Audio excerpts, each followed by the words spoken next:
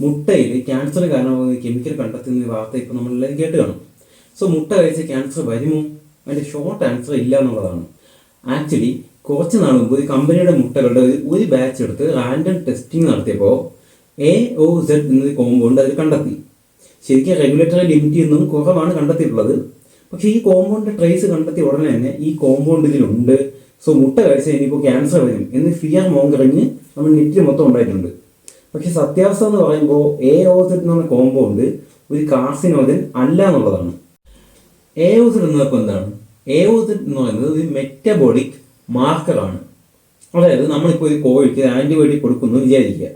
അപ്പോൾ ആ ആൻറ്റിബയോട്ടിക് എത്ര അളവിലാണ് കോഴിക്ക് കൊടുക്കേണ്ടത്, അത് ആ അളവിൽ കൂടുതൽ കൊടുത്തിട്ടുണ്ടോ ഇല്ലയോ എന്നൊക്കെ കണ്ടുപിടിക്കാനായിട്ട് കോഴിയുടെ ഫ്ലഷ് ചെയ്യുന്നത് നമ്മൾ ടെസ്റ്റ് ചെയ്ത് നോക്കും. കാരണം എന്ന് പറയുമ്പോൾ കോഴിക്ക് കൊടുത്തിട്ടുള്ള ആൻറ്റിബയോട്ടിക്സ് പെട്ടെന്ന് തന്നെ അതിൻ്റെ ദേഹത്ത് നിന്ന് പോകും. ഇനി എത്ര അളവിലാണ് ആൻറ്റിബയോട്ടിക് കൊടുത്തതെന്ന് അറിയാനാണ് ഈ ആൻറ്റിബയോട്ടിക് റെസിഡ്യൂ അല്ലെങ്കിൽ മെറ്റബോളിക് മാർക്കർ വെച്ചിട്ടാണ് നമ്മളത് അറിയുന്നത്. ബട്ട് ഈ മെറ്റബോളിക് മാർക്കർ അല്ലെങ്കിൽ AOZ കഴിച്ചു എന്ന് വെച്ചിട്ട് ആർക്കും ക്യാൻസർ വരില്ല. അപ്പോൾ പിന്നെ എന്തിനാണ് ഈ AOZ അളവ് ചെക്ക് ചെയ്യുന്നതെന്ന് ചോദിച്ചു കഴിഞ്ഞാൽ, നമ്മൾ നൈട്രോപ്യൂറോസോൾ എന്ന മരുന്ന് കോഴിക്ക് ഉയർന്ന ഡോസിൽ കൊടുത്തു കഴിഞ്ഞാൽ കോഴിക്ക് ക്യാൻസർ ഉണ്ടാവും.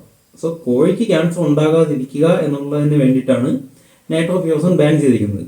പക്ഷേ ഈ നൈട്രോപ്യൂറോസോൾ അടങ്ങിയിട്ടുള്ള ഗുളികളും മറ്റുമൊക്കെ നമ്മൾ മനുഷ്യർ ഒരുപാട് വർഷങ്ങളായി കഴിക്കുന്നുണ്ട്. ആൻഡ് ഇതിൻ്റെ സൈഡ് എഫക്ട്സ് നമുക്ക് അറിയുകയും ചെയ്യാം. ക്യാൻസർ ഒക്കെ ഉണ്ടാകണമെങ്കിൽ നമ്മൾ കഴിക്കുന്ന ഡോസിൻ്റെ 100 അല്ലെങ്കിൽ 1000 മടങ്ങ് കൂടുതൽ എടുത്താലാണ് അങ്ങനെയൊക്കെ സംഭവിക്കുന്നത്. ഇത് ഓൾറെഡി റിസർച്ചിലൂടെ പ്രൂവ് ചെയ്യപ്പെട്ടതാണ്. സോ ഇപ്പോൾ AOZ കാരണം എന്തുകൊണ്ട് ക്യാൻസർ എല്ലാം ചോദിച്ചു കഴിഞ്ഞാൽ, ഒന്ന്, AOZ വളരെ ചെറിയൊരു മോളിക്യൂളാണ്. ഓൾസോ അത് വളരെ ഹൈഡ്രോഫിലിക് ആണ്. അതായത് ആ മോളിക്യൂളിന് വെള്ളത്തിനോട് നല്ല അഫിനിറ്റി ഉണ്ട്. നമ്മൾ ഹൈഡ്രോഫിലിക് ആയിട്ടുള്ള മോളിക്യൂൾസ് എപ്പോൾ കഴിച്ചാലും അത് ഇമ്മീഡിയറ്റ് ആയിട്ട് ലിവറിലും കിഡ്നിയിലും പോയി 4 to 12 മണിക്കൂറിൽ നമ്മുടെ ശരീരത്തിനുള്ളിൽ നിന്ന് പോവും. അതിന് ഏത് ഡോസയിൽ നമ്മൾ കഴിച്ചാലും. കാരണം ഏതൊക്കെ കെമിക്കൽസ് ആണോ പ്രോട്ടീനും ഫാറ്റും ആയിട്ട് ചേരുന്നത് അങ്ങനെയുള്ളവ മാത്രമേ ശരീരത്തിൽ നിൽക്കൂ. AOZ ശരീരത്തിൽ നിലനിൽക്കില്ല. സോ ക്യാൻസർ വരാനുള്ള ചാൻസും ഇല്ല. നെക്സ്റ്റ് ഒരു പോയിന്റ് എന്താണെന്ന് പറഞ്ഞാൽ, മുട്ടയിൽ ഇങ്ങനെയുള്ള ടോക്സിൻസ് ഉണ്ടാകുന്നതിൻ്റെ ചാൻസ് വളരെ കുറവാണ്. ബയോ അക്യുമുലേഷൻ എന്ന് പറയും. കാരണം മുട്ട കിഡ്നിയോ ലിവറോ ഒക്കെ പോലെ കോഴിക്കുള്ള സ്റ്റോറേജ് ഓർഗൻ അല്ല. മുട്ട ഫോം ആവുന്നത് അറൗണ്ട് 48 മണിക്കൂറിലാണ്. സോ ആ സമയത്ത് കോഴിയുടെ ശരീരത്തിൽ ആൻറ്റിബയോട്ടിക്സ് ഉണ്ടെങ്കിൽ അതിൻ്റെ കുറച്ച് ട്രേസസ് മുട്ടയിലും ഉണ്ടാകും. ആ ഒരു ട്രേസ് ആണ് ഇപ്പോൾ നമ്മൾ ഈ ടെസ്റ്റിലും കണ്ടുപിടിച്ചിട്ട് കാണിച്ചിട്ടുള്ളത്. അതും റെഗുലേറ്ററി ലിമിറ്റിൻ്റെ താഴെയാണ്. സോ അതുണ്ടെന്ന് വെച്ചിട്ട് ക്യാൻസർ ഒന്നും ഉണ്ടാകില്ല. ക്യാൻസറിന് പ്രൈമറി ആയിട്ടുള്ള ഡ്രൈവുകൾ വേറെ ധാരാളം ഉണ്ട്. Like cigarette, air pollution, obesity, alcohol etcetera അങ്ങനെ ഒരുപാടുണ്ട്.